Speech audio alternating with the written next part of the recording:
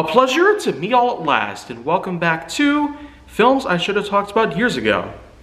Now, I feel that it is time to discuss a few things related to Pixar. While I've talked about Lightyear, I've talked about Turning Red, this whole year is pretty much covered. We do have yet to hear of another project that Pixar is unveiling next summer. Yeah, it's going to be quite a while before we ever get to have anything relative to this, but until then, I'm going to go ahead and start talking about the very few Pixar films that I had never seen ever. One of which is known as Inside Out. A lot of people do really love this film. So I'd say now's the time that I finally get around to watching it for free on Disney Plus, so to speak, so I don't have to waste my money and my time, and give it at least one watch. And I really gotta say, it is really, really well played. Well played, simply giving us the inspirational outlook of what basically goes on with you and your many emotions that play out. And what we see here are the combinations: happiness, sadness, anger, disgust, and fear. All five of these are blended together with flying colors. The simple combo of red, green, blue, yellow, and purple, all simply together in the minds of a young girl named Riley. Her life is documented in many different ways, but mostly by memories. Memories that are basically in the shape of orbs. And these orbs are signified in different colors, the five of which correspond to the different emotions that she experiences throughout her life. First, she comes up to the likes of joy. Then eventually we get to the likes of sadness, anger, disgust, and fear, all blended together into one nice big piece. This, in fact, is her mindset. She has 5 different worlds that are all created specifically to allow her to remember what's most important in life. She has herself the likes of family, fun, learning, her own childhood, to be specific, and sports. As she is in fact a combination of a nice, fast learner. She loves hockey and other such sports. Sometimes she loves where she lives, she loves her family, she of course loves fun. All that stuff is put together inside her mind.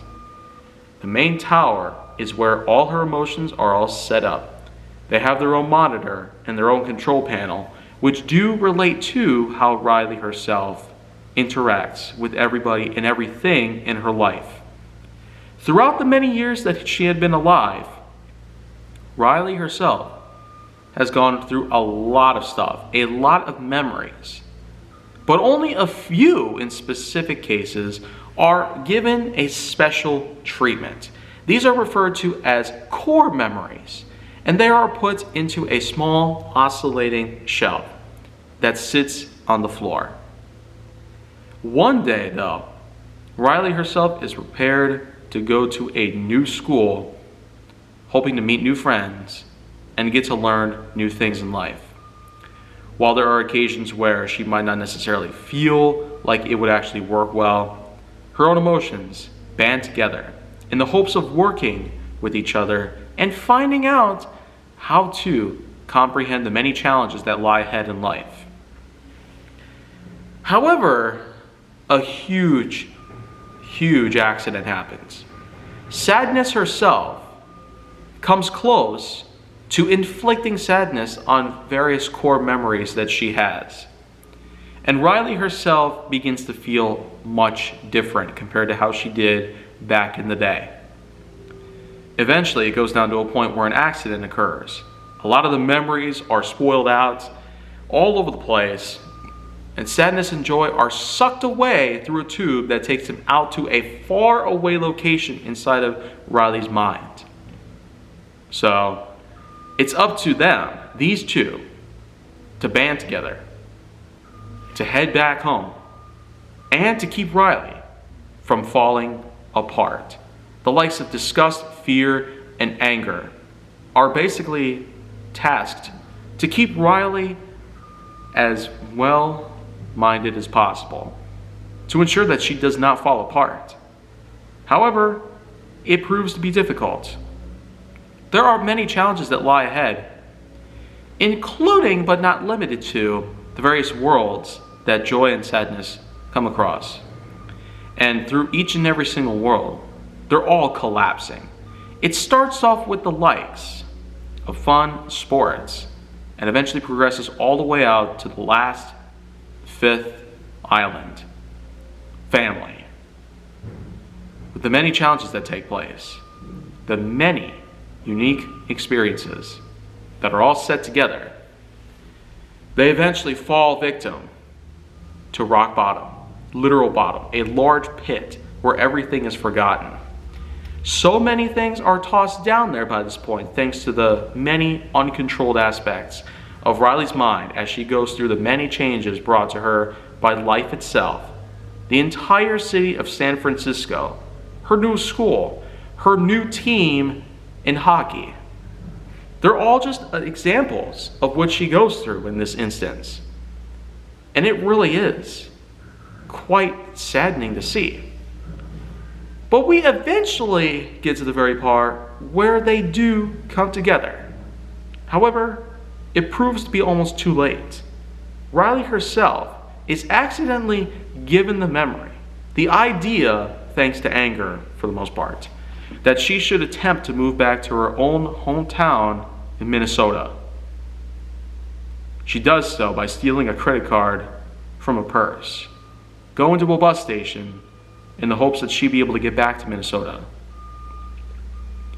But just in the nick of time, Joy and Sadness arrive well underway to stopping her from causing such a huge mess in her family's relationship and possibly with her whole life as is. They managed to abort the mission. Riley has gone all the way back home, her new place, and her own family. Everything is pretty much resolved by this point. Reconciliation follows, with the combination of her getting used to the mix of San Francisco itself, and her new hockey team, and her new school. So it goes to show, all five of her emotions play together nicely as much as possible. And it turns out that there's one big lesson that we have to learn here. Sadness is what helps us feel much more happier. It's what helps us make ourselves feel much more confident in ourselves, knowing that the future is bright. And I know for sure that what it has basically reminded me of is the very one moment in my life.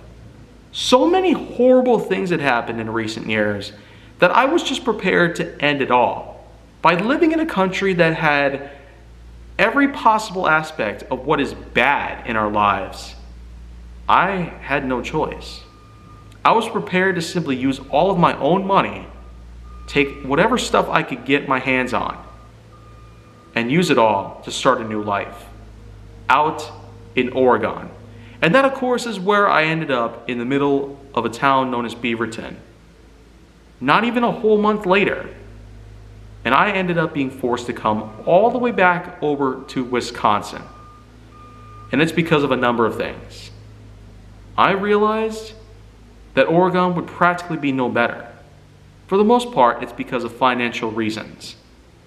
Ownership of a home, or even just an apartment, would be complicated to do so.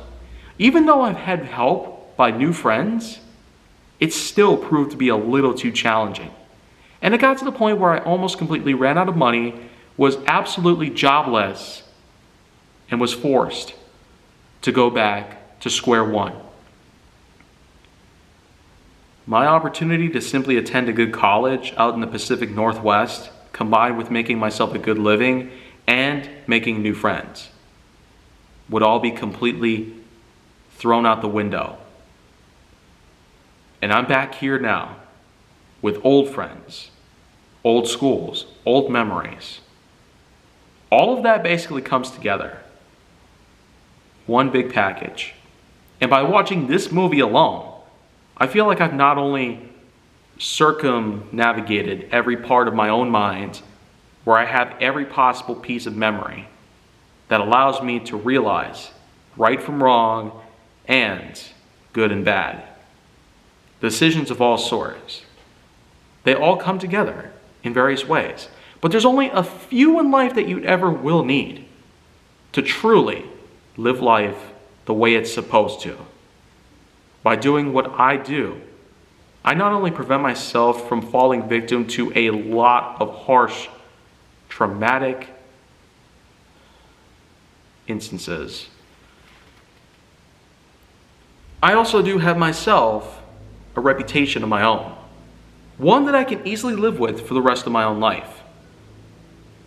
A lot of people might discuss this and think that it's not a good idea.